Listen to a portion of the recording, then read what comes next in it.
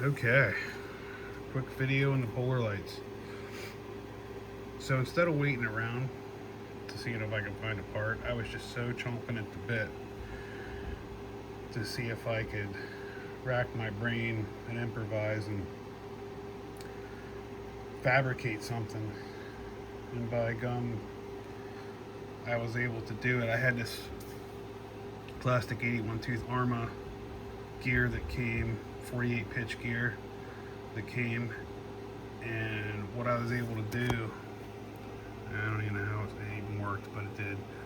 I was able to attach it to the existing gear with the gear that goes in the tranny in it, how it had the star shape,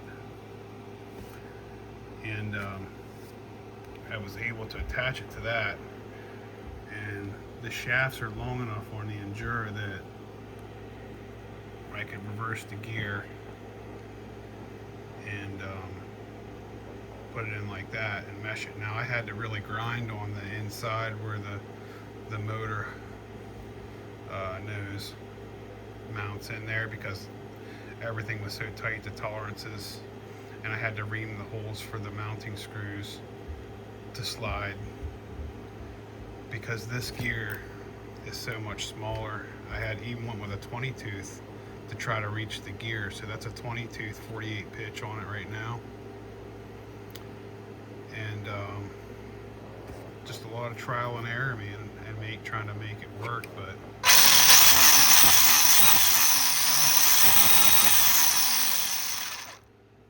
and I had to clearance this cover until I had paint in there to mark so I could tell where it was hitting. I didn't want to disturb this hole because that's where the shaft kind of seats a little bit in there.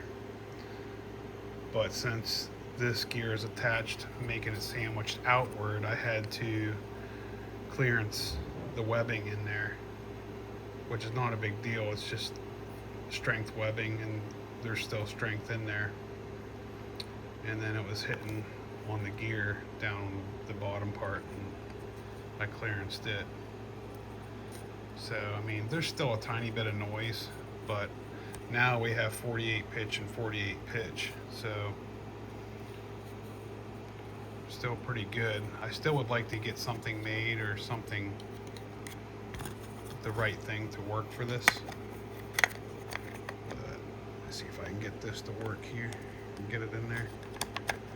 There. So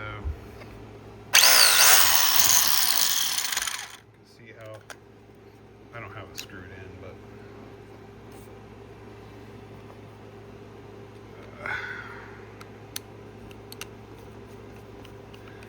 just sometimes you can improvise. Oh, my screw's not even in on that one. But I am going to be chomping at the bit to test this out, and we'll see how it goes. But right now I'm done as far as that part goes. I'm just gonna button it up and maybe run it around my garage and see how things go.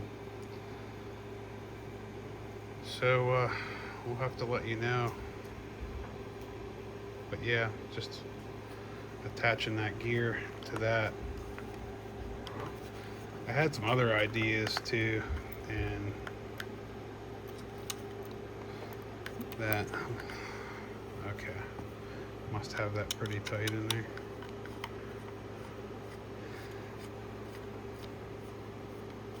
Yeah, I had some other ideas. I still would like to get a bigger gear, and it wouldn't be a bad swap. I got these 4 screws that I drilled through both. What I did was I put a 4mm screw widthwise through it, tightened it down, drilled my holes, and then got my screws from my screw kit and attached it on there. That way it would be true for the most part, and that way it wouldn't be like kind of wobbling. And once I got the screws on, I could untighten it from, it was like a jig basically, running that screw through there and tightening, sandwiching them together. It was like a jig till I got my other screws in there. But thank goodness this motor had a longer shaft, I could run that gear out a touch further. And other than that, it was just fabbing up stuff, and so it's butched up, but it just has a lot of adjustment. It's not like, you know, as long as you keep stuff tight, it should work. But yeah, that's everything. It's pretty much together, ready to go. So just wanted to show you that. Appreciate you viewing.